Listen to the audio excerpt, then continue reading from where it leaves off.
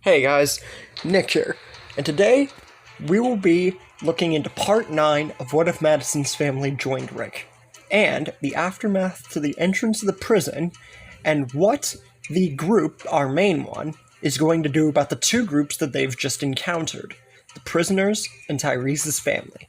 Madison deals with the prisoners, or at least keeps them from doing anything bad, while Rick goes to see Tyrese's group, who have just arrived at the prison. Now, because of circumstances and time lapses and everything like that, the story has put Tyrese's family and the prisoners' appearances to mark in the same time. So, will this spell even more trouble for our group? Or will it actually be a blessing in disguise for even more people? We'll figure that out right now. Rick meets Tyrese's family and sees that there's nothing wrong with them. They're just a family trying to find somewhere to, get stuff and just hang low, just like everybody else. So they're accepted in the group without any question, which makes Tomas beyond furious, because here's this group who they've just met, and they're already claiming the prison, and now this new group shows up, and it's like, okay, well, he doesn't know that they're accepted yet, but it just makes him angry that all these people are coming to claim the prison, which is rightfully theirs, or at least, it's how they feel, or he feels at least. Shane is about 2 seconds away from popping Tomas's freaking head off, but even though that's how we know Shane was, and it's definitely something he would do, he is also softer just like several people, but that doesn't mean that he's talked down from every situation. But Daniel and Dale try their best to, and say that everything seems to be quiet and chill, so Rick comes over, can figure it out then. If they absolutely, truly need to kill them, we'll cross that bridge when we come to it. So, with all that said, Rick soon appears in the location everybody else is in, and says that Tyrese's family, that's their names, and introduces them, and says that every one of them seems nice, none of them are hostile in the slightest. So, they are going to be accepted in without any question. But now, he's got to figure out, as well as everybody else, about the prisoners, because they don't seem the same way, or at least not some of them. And at this point, Tomas is losing patience, and fast, because here's this group commandeering them almost like toys, and saying that, oh, this is their prison. And they've been here the longest. And now this new group is accepted in, and it's like just a whole mocking party in his book, which is making Tomas slowly but surely, utterly, completely furious. That's how many words I could describe to show how mad he is right now. And we're just getting introduced to them, mind you. And at this point, he's just like, screw it. If he can't have the prison, if his friends here can't have the prison, nobody can, and rushes forward to attack. But that doesn't go so well, because he's kind of outmanned. Literally, we have a huge group, and Tyrese's group there now, so not the smartest decision. Andrew goes to attack, but even though the group's softer, Shane ain't backing down this time. Shoots Andrew straight in the head, blowing his freaking head off with the shotgun. And just like several of my stories, although the events will play differently, Axel, Oscar, and Big Tiny are all spared. Now, of course, Axel and Oscar have been spared before. Big Tiny actually got a real good story in What If Sophia Joined Negan, so prisoners once again get to live.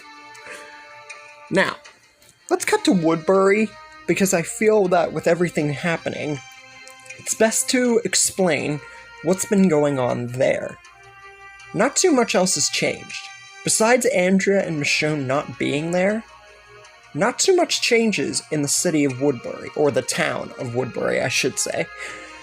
The governor still goes out to see the National Guard, they still kill them, so not really anything major changes. Sure, dialogue between Andrew, Michonne, and everybody else there was important, especially for locating Daryl, even though, Andrew being there really didn't help. But, yeah, aside from that, and Michonne being very skeptical of the governor, nothing really changes. Except Merle, with having absolutely no clue as to where his brother Daryl could be, talks to the governor about this day in, day out. And soon enough, he convinces him to get a team with Martinez and go try to locate his brother wherever they could be. Because I've also heard of a prison that may or may not have people there. This is just speculation, because true, it's a bit later that they're getting into the prison, but I don't think that they would be aware of their appearances yet. And as luck would have it, Daryl and Alicia, who are a thing, by the way, for those of you who didn't know, are about to go on a run, because even though they just got the prison and they have plenty of stuff, it's best for them to stock up as much as they can in the nearby stores or stations, something like that, just in case an ambush or something were to happen, because they've gotten lucky so far, but who knows. But along the road, they meet two people they weren't expecting. A weird black-haired guy with a mustache called Martinez, and Merle. Daryl is very surprised to see Merle, because they were just going on a simple run. They weren't expecting to run into anybody, and if they did, it was just going to be walkers to their knowledge. But this both surprises and makes Daryl a little happy, but we all know how Daryl was in Merle's company. He cared about him, but he never really showed it with smiles or anything like that. But he figures that since they're all here and everything, might as well introduce Alicia to Merle. He introduces the two of them to each other and says that Merle is his brother, and explains the whole story about him getting locked on the roof and being in bad terms with Rick's group originally, and the whole deal. Alicia's happy for Daryl, because, honestly, if she were put in the situation of Daryl and she lost Nick or something like that, she'd probably be angry and be in bad terms with the group that she was in too. Little do we know that's actually what happened in the main Fear the Walking Dead story. But besides the point, let's get back to Alicia, Daryl, and Merle. Merle is actually quite surprised and shocked himself. Not only has he found his brother, who he was ironically looking for, but his brother went and got himself a girl, which is actually pretty impressive in Merle's book. And they all decide to go back to Woodbury and figure stuff out, because Merle also wants to show Daryl where he's been this whole time and explain everything. And who knows, he's with everybody else.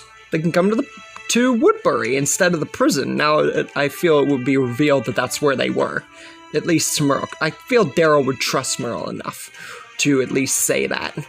Once they get to Woodbury, they meet the governor, or Daryl and Alicia meet the governor, because it's not everybody yet. And Merle explains what happened, where he found him, and that what they thought about a group being at the prison turns out to be true. A bunch of people had just arrived at the prison, and Daryl and his girl Alicia were with them. And they don't seem like it doesn't seem like it could be a problem, and asks if Daryl and everybody in their group can come here to Woodbury.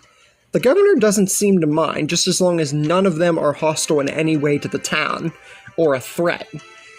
So, Daryl and Alicia make a round trip back to the prison, where everybody has ironically just settled in, and now they're already going to go off.